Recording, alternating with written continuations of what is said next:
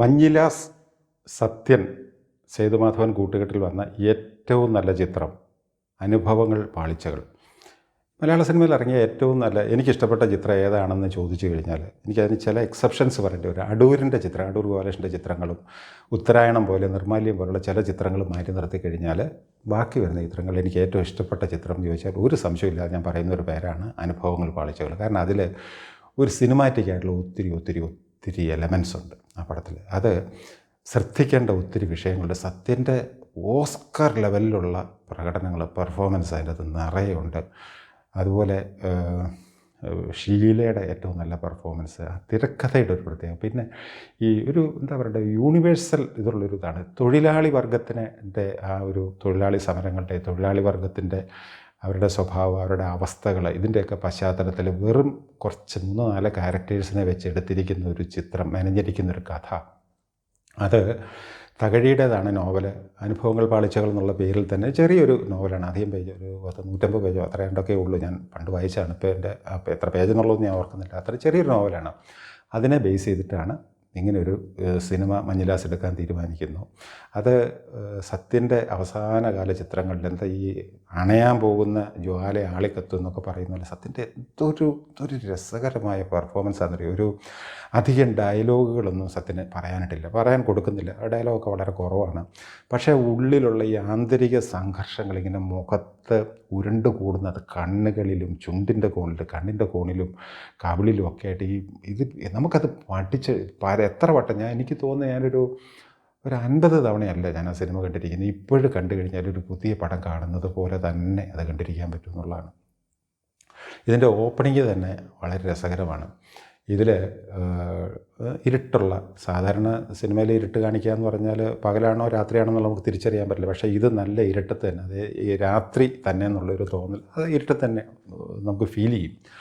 അതിൽ ഉറങ്ങിക്കിടക്കുന്ന സത്യൻ, ചെല്ലപ്പൻ, അനുഭവങ്ങൾ പാളിച്ചകളിലെ ചെല്ലപ്പൻ എന്ന് പറയുന്ന കഥാപാത്രമാണ് മലയാള സിനിമയ്ക്ക് ഏറ്റവും ശക്തനായ ഒരു കഥാപാത്രമാണ്. പുള്ളി ഇങ്ങനെ തീപ്പെട്ടി വരച്ചിട്ട് ഇങ്ങനെ നോക്കുമ്പോഴാണ് ഭാര്യ അവിടെ കിടന്നുള്ളത്. ഷീലയാണ് ഭാര്യ. അവിടെ തറയിലാണ്, വെറും തൊഴിലാളി, പട്ടിണിക്കാരായിട്ടുള്ള, അർദ്ധപട്ടിണിക്കാരായിട്ടുള്ള, അന്നന്ന് ജോലി ചെയ്ത് കിട്ടുന്ന കാശുണ്ടെങ്കിൽ അവർക്ക് ജീവിക്കുക, അന്നത്തെ ചിലവ് കഴിയുള്ളൂ. ആ ലെവലിൽ ജീവിക്കുന്ന മനുഷ്യരാണ്. വെറും തറയിൽ കിടന്നിറങ്ങുന്ന. അപ്പുറത്ത് 2 പിള്ളേരും കിടപ്പുണ്ട്, ഒരു ആൺകുട്ടി ഒരു പെൺകുട്ടി ഇങ്ങനെ കിടക്കുക. അതൊക്കെ അവ്യക്തമായിട്ടേ കാണാൻ പറ്റുള്ളൂ. അപ്പോൾ പുള്ളി ഇതിങ്ങനെ ഈ തീപ്പെട്ടിക്കുള്ളി ഇങ്ങനെ വെച്ച് കത്തിച്ചിട്ട് അത് കളയും, അത് കെടും. അത് കഴിഞ്ഞിട്ട് പുള്ളി ആലോചിക്കുകയാണ് താൻ എങ്ങനെ ഇവിടെ വന്നു, സ്വന്തം വീടാണ്, അവിടെ എങ്ങനെ വന്നു. അപ്പോഴാണ് കൂട്ടുകാരനായിട്ടുള്ള, ഇതേപോലെ തന്നെ ഒരു തൊഴിലാളിയാണ്, പക്ഷേ പുള്ളി ഇച്ചിരി ഗ്രേഡ് കൂടുതലാണ്. പുള്ളി പല പണികളും, ചെറിയ പണികൾ കോൺട്രാക്റ്റ് എടുത്തിട്ട് മറ്റുള്ളവരുടെ കൂട്ടുകാരെ കൊണ്ടൊക്കെ വർക്ക് ചെയ്യിപ്പിച്ചിട്ട് അതിൻ്റെ ലാഭം എടുക്കുന്ന ആളാണ്. ഗോപാലൻ എന്നാണ് ആ കഥാപാത്രത്തിൻ്റെ പേര്. നസീറാണ് ആ വേഷം ചെയ്തിരിക്കുന്നത്. നമുക്കൊരു കമ്പാരിസന് പറ്റിയൊരു 2 പേര് ചേർന്ന് വരുന്നൊരു ഇതൂടെയാണ് ആ സിനിമ കാണുക എന്ന് പറയുന്നത്. ഇവരെ ഈ തന്നെ വിശദമായിട്ട് പറയുന്നില്ല. ഇയാളെ സത്യനെ, ചെല്ലപ്പനെ കൂട്ടിക്കൊണ്ട് കള്ളു കുടിക്കാൻ പോയിട്ട് അവിടുന്ന് ആ കള്ളു കുടിക്കാൻ പോകുമ്പോൾ തന്നെ ഈ സാധാരണ നാട്ടിൻപുറത്തെ കള്ള് ഷാപ്പിൻ്റെയൊക്കെ വാതിൽ ചില പട്ടികൾ, ഇല്ലപ്പട്ടി എന്നൊക്കെ പറയുന്നത്, ഈ പട്ടികളൊക്കെ കാണുമല്ലോ. അതിലൊരു പട്ടിയെ നസീർ പാവം പേടിച്ച് ഇങ്ങനെ സൈഡിൽ കൂടെ മാറി ഒതുങ്ങി കയറി പോകുമ്പോൾ സത്യം വന്നാൽ കാലുകൊണ്ട് ഇങ്ങനെ ചവിട്ടി ഇങ്ങനെ മാറ്റി വിട്ടേച്ച് അതോട്ട് കയറി പോകണം. അതുപോലെ ഈ കള്ള് കുടിക്കുന്ന സീനിലും ഈ കള്ള് കൊണ്ട വയ്ക്കുമ്പോൾ ഇതെന്തോ സർബത്ത് കുടിക്കുന്ന പോലെയോ പാലുംവെള്ളം കുടിക്കുന്ന പോലെയാണ് ഗോപാലൻ കുടിക്കുന്നത്. പക്ഷേ ചെല്ലപ്പൻ അത് കുടിക്കാൻ തന്നെ ഗ്ലാസ് കൊണ്ടുവച്ചതിൻ്റെ അകത്ത് ചിലപ്പോൾ ഈ ചില ഉറുമ്പ് നീരൊക്കെ മിശ്രെന്നൊക്കെ പറഞ്ഞ ചില ഉറുമ്പൊക്കെ കളീൻ്റെ അകത്ത് കിടക്കും. അപ്പോൾ ഇതിങ്ങനെ എടുത്ത് ഇങ്ങനെ തെറിപ്പിച്ച് കളഞ്ഞേച്ച് ഇത് കുടിക്കുന്ന സാധനം. അതൊക്കെ അത് നാച്ചുറലായിട്ട് എന്ത് രസമായിട്ടാണ് സത്യം ചെല്ലപ്പൻ ചെയ്തിരിക്കുന്നറിയോ. അപ്പോൾ അങ്ങനെ രസമായിട്ട് വന്നിരിക്കുന്ന ഒരു പടമായിരുന്നു ഈ അനുഭവങ്ങൾ പാളിച്ചകൾ എന്ന് പറഞ്ഞത്. ഇതിൻ്റെ അകത്ത് നോവലിലില്ലാത്ത ചില കഥാപാത്രങ്ങൾ, അത് സിനിമയുടെ ഒരു ഇതിന് വേണ്ടിയിട്ടും ഒരു കോമിക് റിലീഫ് വേണ്ടേ, തമാശ വേണമല്ലോ എന്നൊക്കെ കരുതിയിട്ട് അമ്പലപ്പുഴ രാജപ്പൻ എന്ന് പറയുന്ന ഒരു കഥാപാത്രത്തിനെ കൊണ്ടുവന്നിട്ടുണ്ട്. അടൂർ ഭാസിയാണ് ആ വേഷം ചെയ്യുന്നത്. പുള്ളി എപ്പോഴും സൗന്ദര്യമൊക്കെ കീപ്പ് ചെയ്യുന്ന കൂട്ടത്തിൽ ഈ മണ്ണ് വെട്ടി ചെയ്ത് ചുമന്നുകൊണ്ട് പോയി അവിടെ കൊണ്ടിടുക, ഇങ്ങനെയൊക്കെയുള്ള തെങ്ങിന് തടയെടുക്കുക, ഇങ്ങനെയൊക്കെ പറയുന്ന ജോലിക്കിടയിലും പുള്ളി ഇതെന്ന് വെച്ചാൽ ചീപ്പ് കൊണ്ട് ഇങ്ങനെ മുടിയൊക്കെ ഒന്ന് ചീകി ഒരു കൂടൊക്കെ ഒന്ന് വെച്ച് ഇന്ന് ഞാൻ ശകലം നേരത്തെ പണി കയറും, നല്ല ഫസ്റ്റ് ക്ലാസ് ഒരു സിനിമ വന്നിട്ടുണ്ട്, CID 342. അപ്പോൾ അന്ന് ഇതൊക്കെ നമുക്ക് അന്നത്തെ കാലത്തെ സിനിമയുടെ ഒരു അവസ്ഥയെക്കുറിച്ച് മനസ്സിലാക്കാനും പറ്റുന്ന ചില കാര്യങ്ങളാണ്. ആ ഇടയ്ക്ക് മലയാള സിനിമയിലൊക്കെ കുറേയേറെ CID പടങ്ങളൊക്കെ വരുന്നൊരു കാലഘട്ടമായിരുന്നു. CID പറഞ്ഞ 342 എന്നുള്ള പേരിൽ സിനിമ വന്നിട്ടില്ല, പക്ഷേ ചില നമ്പറുകൾ ഇട്ടിട്ട് 007 001 909 ഒക്കെ പറഞ്ഞിട്ടുള്ള CID ഡിക്റ്റേറ്റീവ് 919 എന്നൊക്കെ പറഞ്ഞ് കുറേയേറെ സിനിമകളൊക്കെ വരുന്ന സമയമാണ്. അതുകൊണ്ട് അതിനിട്ടൊരു ചെറിയ ഇതൂടെ കളിയാക്കലല്ല, അത് ഈ ക്യാരക്ടറിൻ്റെ പ്രത്യേകത. ഈ പണിയുക, വൈകിട്ട് പോയി 2 ഇതടിച്ചിട്ട് പോയി സിനിമ കാണുക, ഇത് കഴിഞ്ഞിട്ട് തിരിച്ചു വന്ന് തുടങ്ങുക, പിറ്റേ ദിവസം പണിയുക, അങ്ങനത്തെ ആ ഒരു നേച്ചർ കാണിക്കാൻ വേണ്ടി ചെയ്തിരിക്കുന്നതാണ് ഇത്.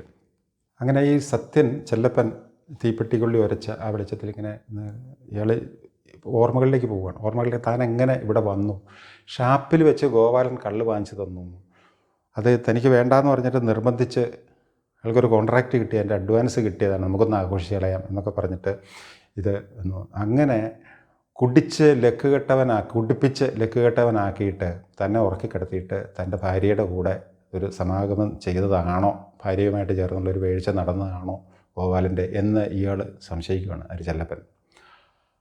അപ്പോൾ ഇയാൾക്ക് ഇതിന് ഒരു തകടി അത് കൃത്യമായിട്ട് പറയുന്നുണ്ട്. പണ്ട് ഇയാളൊരു തൊഴിലാളി പെണ്ണുമായിട്ട് ഇങ്ങനത്തെ ഒരു പേര്, തൊഴിലാളി പെണ്ണിൻ്റെ അപ്പന് കള്ള് വാങ്ങിച്ചു കൊടുത്തേച്ച് ആ പെണ്ണുമായിട്ട് സംഗമിച്ച ഒരു കാര്യം ഇയാൾ ഓർക്കുന്നുണ്ട്, ഈ ചെല്ലപ്പൻ ഓർക്കുന്നുണ്ട്. അപ്പോൾ ഇയാളുടെ തന്നെ ജീവിതത്തിൽ സംഭവിച്ച ഒരു കാര്യം വെച്ചിട്ട് ഇയാളുടെ ജീവിതത്തിൽ ഇയാളുടെ ഭാര്യയിലേക്ക് ഇത് ആരോപിച്ചിട്ട് ഇയാൾക്ക് സഹിക്കുകയല്ല. ഈ പെണ്ണ് തറയിൽ കിടന്നുറങ്ങുന്നതാണ്.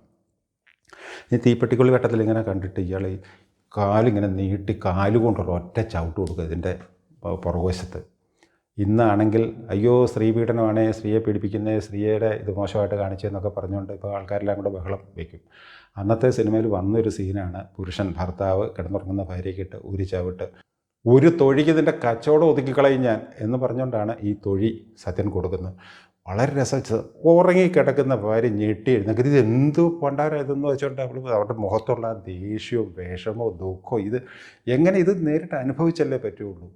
ആ ഒരു അവസ്ഥ. അങ്ങനെ തുടങ്ങുന്നൊരു പടം എന്ന് പറഞ്ഞാൽ ഇരുട്ടത്ത് ഇങ്ങനത്തെ ഒരു ഫ്ലാഷ് ബാക്കിലൂടെ ഇത് കാണിച്ചേച്ചൊക്കെ തുടങ്ങുന്നതെന്ന് പറഞ്ഞാൽ തന്നെ എന്തൊരു രസമായൊരു സ്ക്രിപ്റ്റ് വർക്കായിരുന്നു അറിയുമോ. അതുപോലെ എടുത്തു പറയേണ്ട കുറേയേറെ സന്ദർഭങ്ങളും ഒക്കെയുണ്ട്. ഇതിൽ വേറൊരു കാര്യം ശ്രദ്ധിക്കേണ്ടത്, ഈ പടത്തിൻ്റെ ഷൂട്ടിങ് തീരുന്നതിനും അന്ന് സത്യൻ വളരെ സീരിയസ് ആയിട്ടുള്ള രോഗത്തിന് ക്യാൻസർ ബാധിതനായിരുന്നു. സത്യന് മാത്രം അറിയാമായിരുന്ന, പലരോടും പറഞ്ഞിട്ടില്ലാത്ത, പലർക്കും അറിയാൻ പാടില്ലാതിരുന്നൊരു കാര്യം ഉണ്ടായിരുന്നു. രക്താർബുദം, ബ്ലഡ് ക്യാൻസർ എന്ന് പറയുന്ന അസുഖം സത്യനുണ്ടായിരുന്നു. അത് വെച്ചുകൊണ്ട് സത്യൻ ഒത്തിരി പടങ്ങളിൽ അഭിനയിച്ചു. അങ്ങനെ അവസാന കാലത്ത് അഭിനയിച്ച വേറെ ചില പടങ്ങളിലൂടെ ഉണ്ട്, ശരശയ്യ, ഇൻക്വിലാബ് സിന്ദാബാദ്. അപ്പോൾ ഇതിൽ സത്യൻ മരിച്ചു കഴിഞ്ഞപ്പോൾ പലരും ഞങ്ങളുടെ പടത്തിലാണ് അവസാനമായിട്ട് അഭിനയിച്ചത് എന്നൊക്കെ പറഞ്ഞ അവകാശവാദങ്ങളുണ്ട്. അതുകൊണ്ട് ഇത് ഏത് പടത്തിലാണ് കൃത്യമായിട്ട് വന്നതെന്നുള്ളത് നമുക്കറിയില്ല. പല പടങ്ങളും പണ്ട് ഇതിനൊക്കെ വർഷങ്ങൾക്ക് മുമ്പ് ഷൂട്ട് ചെയ്തിട്ട് ഇടയ്ക്ക് നിന്നുപോയ ചില പടങ്ങളൊക്കെ ഉണ്ട്. പടങ്ങളൊക്കെ പിൽക്കാലത്ത് ഈ സത്യൻ അവസാനമായി അഭിനയിച്ച ചിത്രം എന്നൊക്കെ പറഞ്ഞുകൊണ്ട് റിലീസ് ചെയ്യുകയൊക്കെ ചെയ്തായിരുന്നു, ഈ മരിച്ച ആ ഒരു ഇത് മുതലെടുക്കാൻ വേണ്ടിയിട്ട്. അപ്പോൾ ആ കൂട്ടത്തിൽ പല പടങ്ങളിലുള്ളതിൽ ഇത് എന്തായാലും ഇതും അഭിനയിച്ച് തീരുന്നതിന് മുമ്പ് വന്നൊരു പടമായിരുന്നു. എന്തായാലും മരിച്ചു കഴിഞ്ഞിട്ട് ആദ്യം റിലീസായ പടം ഇതാണ്, ഈ അനുഭവങ്ങൾ പാളിച്ചകളാണ്. അതിൽ എന്താ പറയണ്ടേ, ഒരു ഒത്തിരി സീനുകളുണ്ട്. ചാക്കോ മുതലാളി എന്ന് പറഞ്ഞ ഒരാളുടെ പുള്ളി കൂലി കൂടുതൽ വേണം എന്നൊക്കെ പറയുമ്പോഴത്തേക്കും പുള്ളിയുടെ ന്യായമായിട്ടുള്ള ഡിമാൻഡാണ്. വർദ്ധിച്ചു വരുന്ന ജീവിത ചെലവുകളും സാധനങ്ങളുടെ വില വർധനവും ഒക്കെ വരുമ്പോഴത്തേക്കും പുള്ളി അത് ഗോപാലനോട് പുള്ളി ഷാപ്പി വെച്ച് പറയുന്നുണ്ട്, എന്താണേലും കൂലി കൂടുതൽ ചോദിക്കാണ്ട് പറ്റില്ല, കാരണം നമ്മളെങ്ങനെ ജീവിക്കും. അതിന് വേണ്ടിയിട്ട് പോയി ചാക്കോ മുതലാളി എന്ന് പറയുന്ന ആളുടെ കൂലി കൂടുതൽ ചോദിക്കും. പുള്ളി ഇത് പ്രശ്നമാക്കി, പുള്ളിക്ക് സഹിക്കാൻ പറ്റില്ല. ഒരു തൊഴിലാളി തൻ്റെ നേരെ വന്നിട്ട്, അന്നത്തെ കാലത്തുള്ള തൊഴിലാളി തന്നെ പുന്നപ്പുറ വയലാർ ആ ഭാഗത്തൊക്കെ ആയിട്ടാണ് ഈ കഥ നടക്കുന്നതായിട്ടാണ് കാണിച്ചിരിക്കുന്നത്. തൊഴിലാളികളെ അടിമകളെ പോലെ ട്രീറ്റ് ചെയ്തിരുന്ന ഒരു കാലഘട്ടം. മുതലാളിമാർ തിന്നു കൊഴുത്ത് വരുന്ന ഒരു വീണ്ടും തടിച്ചു കൊഴുത്ത് വരുന്ന ഒരു സാഹചര്യം, ഒരു കാലഘട്ടം. ആ കാലഘട്ടത്തിലാണ് കഥ നടക്കുന്നതായിട്ടാണ് പറയുന്നത്. അപ്പം ഈ മുതലാളി കേസ് കൊടുത്തിട്ട് തന്നെ വധിക്കാൻ ശ്രമിച്ചു, വധിക്കാൻ ശ്രമിച്ചു എന്നും പറഞ്ഞ് കൊലക്കുറ്റം ആരോപിച്ചിട്ടോ, കൊലക്കുറ്റമല്ല, കൊല്ലാൻ ശ്രമിച്ചു എന്നുള്ള കുറ്റം രേഖപ്പെടുത്തിയിട്ടൊക്കെയാണ് സത്യനെ അറസ്റ്റ് ചെയ്ത് ജയിലിലാക്കും. അവിടുന്ന് ജാമ്യത്തിൽ ഇറങ്ങിപ്പോരും. ഇങ്ങനെ ജാമ്യത്തിലൊക്കെ ഇറങ്ങിപ്പോന്ന് കഴിയുമ്പോൾ അപ്പോൾ ഇത് കുറേ കാലം ജയിലിൽ കിടക്കേണ്ടി വരുമല്ലോ. ഈ ജയിലിൽ കിടക്കുന്നതിൻ്റെ ഇടയ്ക്ക് ഇയാളുടെ ജീവിതത്തിൽ കുറേയേറെ മാറ്റം സംഭവിച്ചു. ഇയാൾ തിരിച്ചു വന്നു കഴിയുമ്പോഴത്തേക്കാണ് അറിയുന്നത് ഇയാളുടെ ഭാര്യ ഗോപാലൻ്റെ ഭാര്യയായി മാറിയിരിക്കുന്നു. അങ്ങനെ ഇയാൾ ഈ വീട്ടിലേക്ക് കയറി വരുമ്പോഴത്തേക്കും കാണുന്ന കാഴ്ച, വീട്ടിലേക്ക് പറമ്പിൽ കൂടെ ഇങ്ങനെ കയറി ഒരു വേലി ഇങ്ങനെ കാല് കവച്ച് കിടന്ന് നടന്നു വരുമ്പോൾ മനസ്സിൽ നിന്ന് ഒരിക്കലും മാറുകയില്ലാത്ത അത്ര വികാര നിർഭരമായിട്ടുള്ള ഞെട്ടിങ്ങി, പേടിയല്ല, ഒരു മനസ്സ് അതുപോലെ മരവിച്ചു പോകുന്ന ഒരു സീനാണത്. സത്യം വരുമ്പോൾ മകനോട് പുള്ളിക്ക് വലിയ പയ്യനാണ്, 2ാം ക്ലാസ്സിലോ ഒക്കെ പഠിക്കുന്ന പ്രായമുള്ളൂ. അതിൻ്റെ ഇളയതാണ് കുമാരി എന്ന് പറഞ്ഞിട്ടൊരു ബേബി സുമതി ചെയ്യുന്നത്. ഇത് ഷെൽവിയാണ്, ഇത് ബേബി സുമതിയാണ്, മോളുടെ വേഷമുണ്ട്.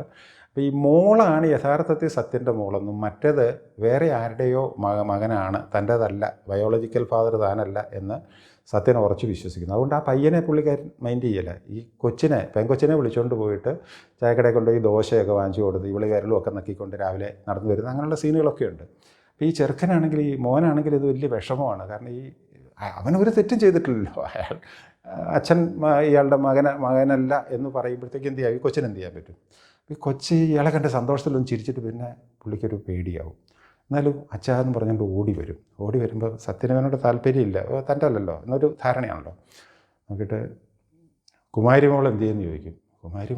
ചോദിക്കുമ്പോൾ കുമാരിമോൾ ചത്തുപോയി, അവിടെയാണ് കുഴിച്ചിട്ടത്, മഞ്ഞപ്പിത്തമായിരുന്നു എന്ന് പറയും. ഞെട്ടിക്ക് പോകും നമ്മൾ. കുമാരിമോൾ സത്യൻ്റെ ആ സമയത്തെ മുഖഭാവം കാണണം. പറഞ്ഞില്ലേ, ഉള്ളിലുള്ള ഒന്നും മിണ്ടുന്നില്ല. ഇതുപോലെ ചില കുമാരിമോൾ എന്ത് ചെയ്യുന്നു ചോദിക്കുന്നുള്ളൂ, അതിൻ്റെ റിയാക്ഷൻ, ആ മുഖത്ത് ഉരുണ്ടുകൂടിയ ഭാവങ്ങളെന്നൊക്കെ പറഞ്ഞ് ഡെഫിനറ്റ്ലി ഒരു ഓസ്കർ നോമിനേഷനുള്ള ഓസ്കർ കിട്ടാനുള്ള എല്ലാ ഭാവങ്ങളും ആ മുഖത്ത്. നമ്മൾ എത്രയോ പടങ്ങൾ ഓസ്കർ നേടിയ പടങ്ങൾ കണ്ടിട്ടുണ്ട്. അത് വെച്ചിട്ട് അതിൻ്റെ അടിസ്ഥാനത്തിലാണ് ഞാൻ പറയുന്നത്. ഇത് ഗംഭീരമായൊരു പ്രകടനമായിരുന്നു. സത്യൻ്റെ ഏറ്റവും നല്ല വേഷം ഏതാണെന്ന് ചോദിച്ചാൽ, ഏറ്റവും നല്ല 10 വേഷത്തിലൊന്ന് ഏതാണെന്ന് ചോദിച്ചാൽ തീർച്ചയായിട്ടും ഈ ചെല്ലപ്പൻ എന്ന് പറയാം. ഏറ്റവും നല്ലതെന്ന് തന്നെ പറയാൻ പറ്റുന്ന വേഷമാണ് അനുഭവങ്ങൾ പാളിച്ചകളിലെ ചെല്ലപ്പൻ എന്ന് പറയുന്നത്. അതുപോലെ ഇത് കഴിഞ്ഞ് ഇയാൾ ഇവിടുന്ന് തന്നെ ഇയാൾക്ക് ഒളിവിൽ കഴിയുന്ന സമയത്ത് ഇയാൾക്ക് അഭയം കൊടുത്തിരുന്നൊരു വീടുണ്ടായിരുന്നു. അവിടെ കൊച്ചിട്ടി എന്ന് പറഞ്ഞ് ശങ്കരാടി ഫിലോമിന അവരുടെ മകളായിട്ട് KPSC എഴുതിയിട്ടുണ്ട്. മകനായിട്ട് TK ബാലേന്ദ്രനാണ് തൊഴിലാളി. അന്ന് ഇഷ്ടംപോലെ ഉണ്ടല്ലോ ഈ നേതാക്കന്മാർ ഒളിവിൽ കഴിയുന്ന ഒരു ഇടപാടന്ന്. ഈ കമ്മ്യൂണിസ്റ്റ് പാർട്ടി ഇതായിട്ട് നിരോധിതമായിരുന്നൊരു സമയത്തുണ്ടായിരുന്ന ഇടപാടാണ്. പല നേതാക്കന്മാരും ഒളിവിൽ പലയിടത്തും വേഷപ്രച്ഛന്നരായിട്ട്, അതായത് മറ്റു പല ഐഡൻറ്റിറ്റിയിലൊക്കെയാണ് താമസിച്ചിരുന്നതൊക്കെ. അങ്ങനെ ഈ ചെല്ലപ്പൻ ഒരു വീട്ടിലിങ്ങനെ താമസിക്കുന്ന സമയത്ത് അത് കഴിഞ്ഞിട്ട് അവിടെ നിന്ന് വരുന്നു. അപ്പോൾ ഇയാൾ ജീവിതത്തിലെല്ലാം നഷ്ടപ്പെട്ടു. ഇയാൾ പ്രാണന് തുല്യം സ്നേഹിച്ചിരുന്ന ഭാര്യ, മകൾ നഷ്ടപ്പെട്ടു. കുട്ടി വലിയ കാര്യമായിരുന്നു, കുട്ടി നഷ്ടപ്പെട്ടു. അങ്ങനെ പിന്നെ ഇയാളുടെ അടുത്തൊരു സുഹൃത്തും പേദാകാംക്ഷയൊക്കെ ആയിരുന്നു, ഹംസ എന്ന് പറഞ്ഞ് ബഹദൂർ ചെയ്യുന്നൊരു വേഷമുണ്ട്. ഗംഭീര ഒരു വേഷമാണ്, കുറച്ചേ ഉള്ളൂ, എന്നാലും നല്ല രസമായിട്ടുള്ളൊരു ചെറിയൊരു പെട്ടിപ്പീടിയൊക്കെ കടന്ന് ആ കട അവറോജ് മുതലാളിയുടെ ആൾക്കാർ, ഗുണ്ടകൾ വന്നിട്ട് അത് തല്ലി പൊളിക്കുകയൊക്കെ ചെയ്യും. അപ്പോൾ അതുപോലെ തൊഴിലാളി സമരം അടിച്ചൊതുക്കാൻ വേണ്ടിയിട്ട് ഗുണ്ടകളെ കൊണ്ടുവരുന്നത്, ഈ ഗുണ്ടകൾ തൊഴിലാളികളുമായിട്ട് വഴക്കുണ്ടാക്കുന്നത്, ഇത് കണ്ടു നിന്നിട്ട് വീടി വലിച്ചുകൊണ്ടിരിക്കുന്ന സത്യൻ്റെ മുഖത്ത് ഈ ഓരോ ഇങ്ങനെ ഭാവവ്യത്യാസം വരുന്നത്. എന്നിട്ട് പുള്ളിയിലെ ആ തൊഴിലാളി വർഗ അതിൻ്റെ ആ ഒരു സ്നേഹം ഉണർന്നിട്ട് പുള്ളി ഇതിൽ വഴക്കിൽ ഇടപെടുന്നത്, ഈ ഗുണ്ടകളുമായിട്ട് അടിയുണ്ടാക്കുന്നത്, ഇത് മനോഹരമായിട്ടുള്ള ചിത്രീകരണം എന്നറിയോ സത്യൻ്റെ ആ ഭാവങ്ങൾ ഇതെല്ലാം. അങ്ങനെ ഈ അവറോജ് മുതലാളി കൊന്നു, ഈ കുറ്റം ഏറ്റെടുത്തിട്ട് സത്യൻ ജയിലിൽ പോകേണ്ടി വരുവാണ്. ജയിലിൽ പോയി ശിക്ഷ. അപ്പോൾ ഈ ശിക്ഷ വിധിക്കുന്നത് അതിമനോഹരമായിട്ട് എടുത്തിരിക്കുകയാണ്. ആ സമയത്തേക്ക് സത്യൻ മരിച്ചു കഴിഞ്ഞിരിക്കുന്നു. അതായത് അഭിനേതാവായിട്ടുള്ള സത്യൻ മരിച്ചു കഴിഞ്ഞിരിക്കുന്ന ഈ സീൻ എടുക്കാനായിട്ട് സത്യനില്ല. അത് വളരെ മനോഹരമായിട്ട് സത്യൻ മരിച്ചു എന്നുള്ള തോന്നൽ വരാത്ത രീതിയിൽ അത്ര കൃത്രിച്ച് നോക്കുന്നവർക്ക് മാത്രമേ ഇത് മനസ്സിലാവുള്ളൂ. ഒരു ഡൂപ്പിൻ്റെ സഹായം ചില സ്ഥലങ്ങളിൽ ഉപയോഗിച്ചിട്ടുണ്ട്. ഇതിൽ ഈ ശിക്ഷ വിധിക്കുന്ന സമയത്ത് വലിയ കോടതി മുറിയുടെ സർവ്വവാതുക്കലും ആൾക്കാർ കൂടി നിൽക്കുക. വരാന്തയിലൊക്കെ ആൾക്കാർ തിങ്ങിക്കൂടിയൊക്കെ നിൽപ്പുണ്ട്. ഈ ആൾക്കാരിങ്ങനെ നിൽക്കുന്നതിനിടയ്ക്ക് ഭാര്യ ഭവാനി ഇവർ വന്നിട്ട് ഞാനൊന്ന് കണ്ടോട്ടെ, ഒന്ന് മാറണേ, ഞാനൊന്ന് കണ്ടോട്ടെ എന്നും പറഞ്ഞ് ആൾക്കാരെ മാറ്റി ഇത് അകത്തോട്ട് കയറാൻ നോക്കുമ്പോൾ ഇവർ മാറിക്കൊടുക്കുകയില്ല.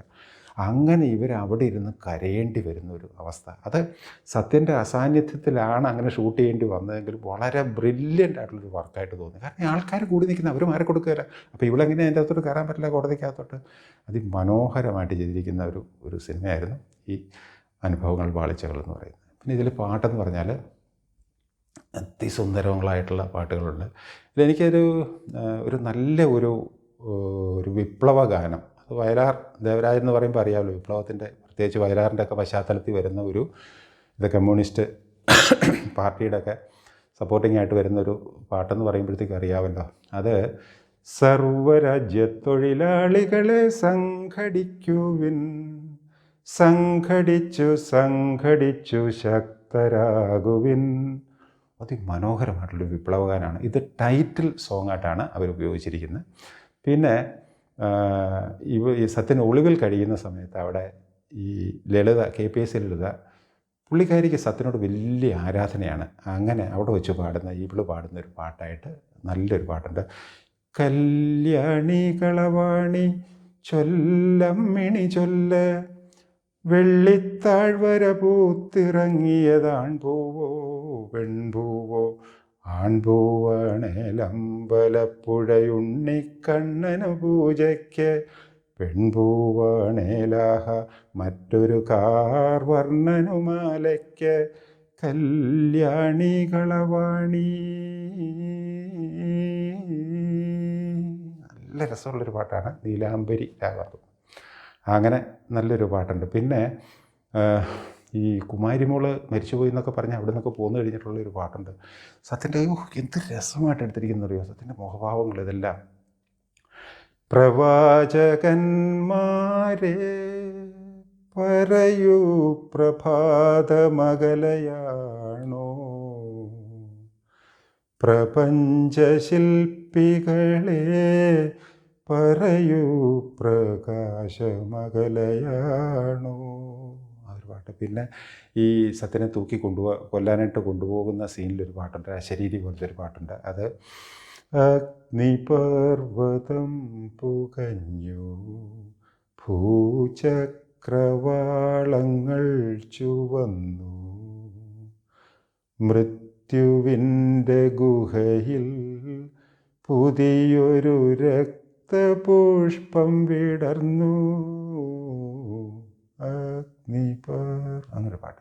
അങ്ങനെ സംവിധായകൻ്റെ ആ സംവിധാന മികവ് കൊണ്ടും തിരക്കഥയുടെ ശക്തി കൊണ്ടും നോവൽ തകഴിയുടെ കഥയുടെ പ്രത്യേകത കൊണ്ടും ഇവരുടെ ഒരു ഗംഭീരമായിട്ടുള്ള പ്രകടനങ്ങൾ, സത്യൻ, നസീർ, ഷീല, KPSC ലളിത, ശങ്കരാടി, ഇവരുടെയൊക്കെ അതിഗംഭീരമായിട്ടുള്ള അഭിനയം കൊണ്ട്, അതുപോലെ ഈ ദേവരാജ മാഷ്ട വയലാറിൻ്റെ ഈ ഗാനങ്ങൾ, ക്യാമറ, വലിയറാനിയുടെ ക്യാമറ, ഇതൊക്കെ അതിമനോഹരമായിട്ട് വന്നിരിക്കുന്ന ഒരു പടമായിരുന്നു. മലയാള സിനിമയിലെ ഏറ്റവും മികച്ച 10 ചിത്രം എടുക്കാൻ പറഞ്ഞാൽ അതിൻ്റെ അകത്ത് നിസ്സംശയം ഏറ്റവും മികച്ച 5 ചിത്രങ്ങൾ എടുക്കാൻ പറഞ്ഞാൽ അതിൻ്റെ അകത്ത് ഒരു പടമായിട്ട് നിങ്ങൾക്ക് പ്ലേസ് ചെയ്യാൻ പറ്റുന്നൊരു പടമാണ് ഈ അനുഭവങ്ങൾ പാളിച്ചകൾ. ഇതുവരെയായിട്ട് ഇത് കണ്ടിട്ടില്ലാത്തവരുണ്ടെങ്കിൽ തീർച്ചയായിട്ടും കണ്ടു നോക്കേണ്ട ഒരു പടമാണ്. ശക്തമായിട്ട് ഞാൻ സജസ്റ്റ് ചെയ്യുന്നൊരു പടമാണ്. സോഷ്യൽ മീഡിയകളിൽ പടമുണ്ട്.